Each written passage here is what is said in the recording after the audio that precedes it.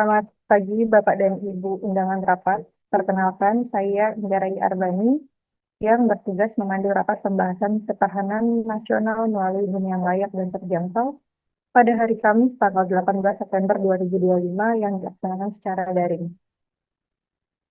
Sebelum itu saya ucapkan terima kasih kepada Bapak Ibu yang sudah bersedia untuk bergabung karena agenda pembahasan rapat ini memiliki urgensi tinggi. Agenda rapat pada hari ini yaitu merumuskan strategi percepatan pembangunan program 3 juta rumah per tahun sebagai bagian dari penguatan ketahanan nasional dalam bidang perencanaan. Target ini cukup berat ya Bapak Ibu, tapi kita harus yakin dengan sinergi target itu bisa tercapai.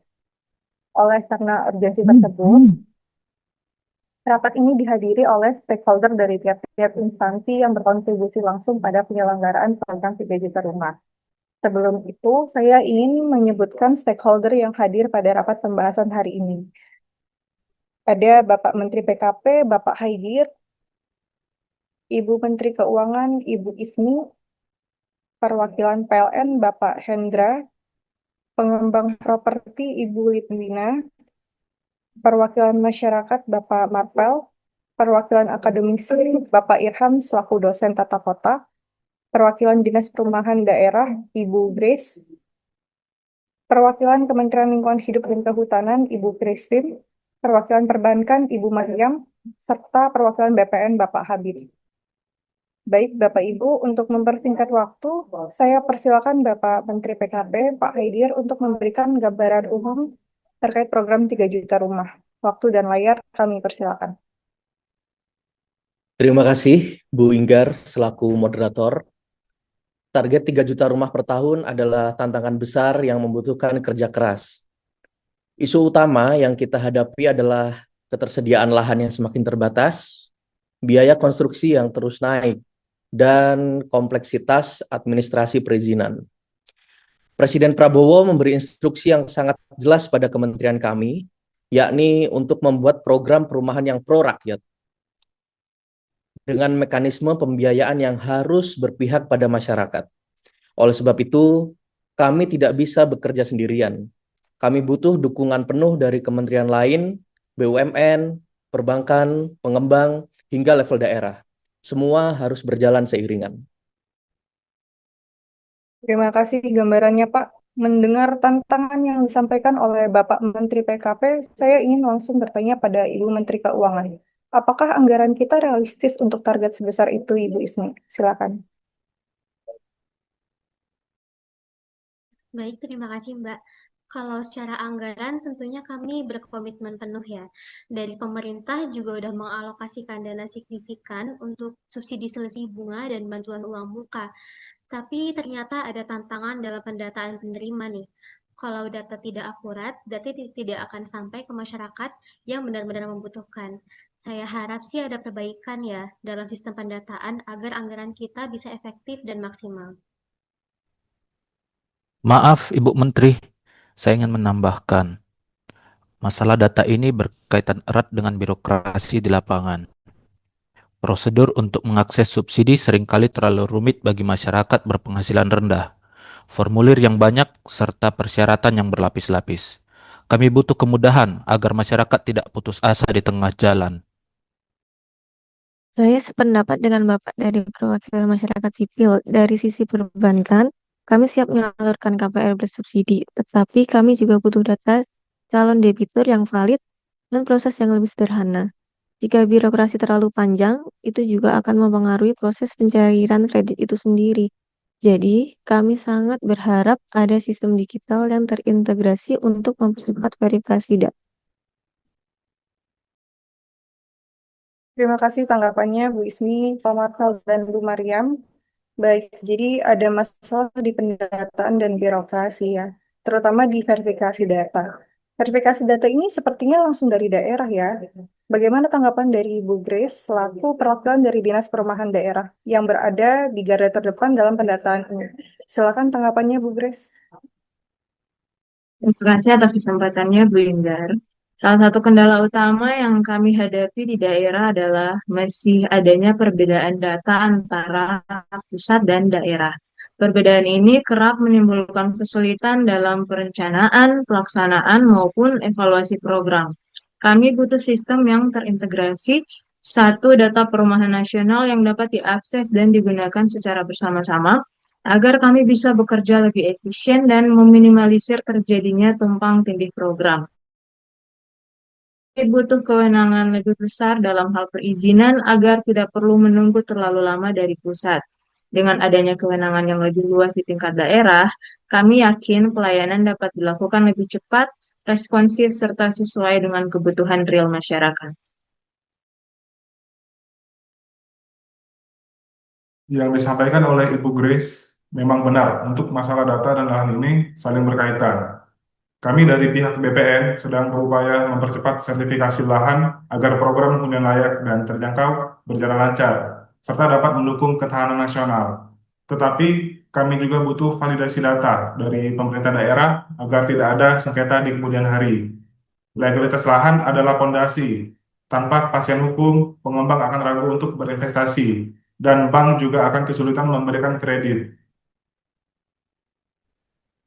Izin menambahkan, benar sekali Pak Habib. Kami sebagai pengembang properti merasakan hal yang sama. Salah satu tantangan terbesar yang kami hadapi yaitu keterbatasan lahan dan proses perizinan yang masih rumit, karena kami benar-benar membutuhkan kepastian dan percepatan dalam proses ini. Jika saja prosedurnya dapat disederhanakan, ditambah dengan adanya insentif fiskal dari pemerintah, dampaknya akan sangat luar biasa. Biaya bisa ditekan, dan kami bisa membangun lebih banyak rumah yang terjangkau bagi masyarakat. Dan disinilah peran kolaborasi dengan pemerintah menjadi sangat penting. Terima kasih tanggapannya, Bu Grace, Habib, dan Ibu Lidwina. Jadi, masalah lahan dan perizinan adalah kunci. Lalu, bagaimana dengan infrastrukturnya ya? Mungkin dari perwakilan PLN bisa memberikan tanggapan dan bisa langsung ditimpali oleh stakeholder lain. Dipersilakan kepada Pak Hendra. Terima kasih sebelumnya Bu Ingga. Sebagai instansi yang bertanggung jawab atas infrastruktur energi, kami sepenuhnya siap mendukung target pembangunan ini. Dari sisi PLN, kami berkomitmen penuh untuk menyediakan pasokan listrik yang stabil dan andal ke setiap perumahan baru. Namun, kami butuh kepastian tata ruang dan perizinan yang jelas dari pemerintah daerah agar instalasi dapat berjalan lancar. Selain itu, kami juga mengusulkan agar pemerintah mewajibkan integrasi energi terbarukan seperti panel surya komunal di setiap perumahan baru. Ini akan menekan biaya listrik jangka panjang, lebih ramah lingkungan, dan mendukung visi energi bersih nasional. Kami juga bisa memfasilitasi skema smart grid untuk mengoptimalkan distribusi listrik di kawasan perumahan padat. Menarik sekali semua masalah ini. Data, lahan, perizinan, dan infrastruktur sebenarnya adalah bagian dari satu kesatuan perencanaan kota yang berkelanjutan. Pembangunan perumahan tidak boleh parsial, harus ada master plan yang jelas dari awal. Ini bukan hanya tentang membangun fisik, tapi juga menciptakan komunitas yang kuat dan terintegrasi.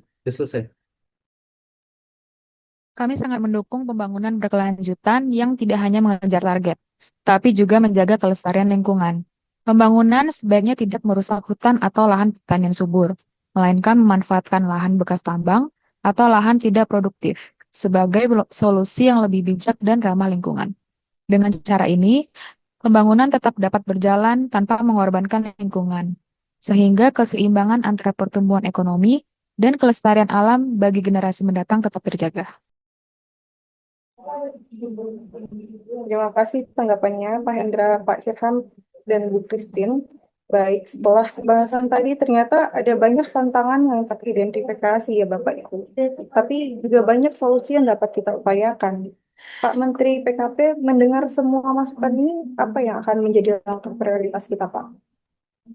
Ya, saya berterima kasih kepada Bapak Ibu semua atas tanggapan dan masukan, sarannya.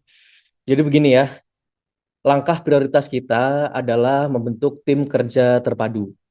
Kita harus menyatukan data, mengoptimalkan SDM-SDM terbaik, dan saya rasa kita punya semua itu. Kita harus bisa menyederhanakan regulasi dan memperkuat koordinasi antara pusat dan daerah tentunya. Karena sejauh yang saya pahami, perumahan ini melibatkan banyak sekali aspek kewenangan. Maka kita harus bergerak sebagai satu kesatuan. Kami di sini akan memulai dengan pertemuan teknis untuk membahas setiap isu yang muncul hari ini. Terima kasih Bapak Ibu semua. Baik Pak, sudah dapat disimpulkan ya Bapak Ibu terkait hasil rapat pembahasan hari ini bahwa percepatan pembangunan perumahan ini membutuhkan kolaborasi lintas sektor yang kuat, mulai dari pemerintah, baik pusat dan daerah, swasta, akademisi, hingga masyarakat. Terima kasih atas semua masukan yang sangat baik dari Bapak Ibu sekalian. Pada akhirnya, dengan memiliki rumah yang layak, masyarakat akan merasa lebih aman dan memiliki rasa kepemilikan terhadap bangsa ini. Hal inilah yang menjadi fondasi ketahanan nasional kita yang kokoh untuk di masa depan. Saya rasa rapat pembahasan hari ini berjalan sangat produktif dan efektif. Selanjutnya, perlu ditindaklanjuti hasil rapat hari ini. Saya mohon izin untuk menutup rapat hari ini. Saya akhiri. Terima kasih. Selamat siang.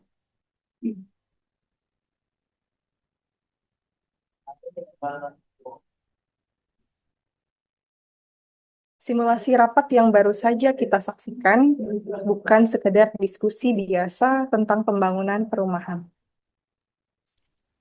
Lebih dari itu, simulasi ini adalah cerminan konkret dari implementasi nilai-nilai bela negara yang tercantum dalam Agenda 1 Latsar PKP.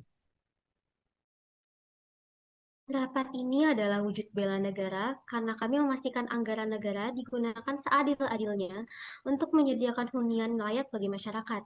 Komitmen fiskal ini mencerminkan cinta tanah air, kesadaran berbangsa, serta upaya menjaga ketahanan nasional melalui instrumen keuangan. Pembangunan 3 juta rumah bukan hanya target fisik, melainkan upaya nyata untuk menyediakan kehidupan yang lebih layak bagi warga negara. Rapat tadi juga menjadi salah satu bukti adanya kesadaran kolektif dari kita semua untuk bekerja sama dalam sistem bernegara dengan penuh tanggung jawab. Mari kita jadikan rapat ini sebagai inspirasi bahwa setiap kritik, setiap masukan yang disampaikan, dan setiap upaya untuk membuat sistem lebih baik adalah bagian dari perjuangan kita untuk bela negara.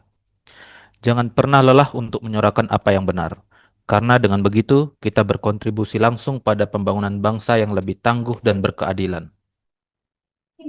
Setia pada Pancasila sebagai ideologi negara, semangat kolaborasi dan gotong royong yang terlihat dalam rapat adalah manifestasi dari nilai-nilai luhur Pancasila. Rela berkorban untuk bangsa dan negara, setiap pihak dalam rapat ini menunjukkan kesediaannya untuk melakukan lebih dari sekedar tugasnya. Contohnya, Menteri Keuangan rela mengalokasikan anggaran, pengembang properti bersedia berkolaborasi, dan perwakilan masyarakat berkorban waktu untuk menyuarakan aspirasi.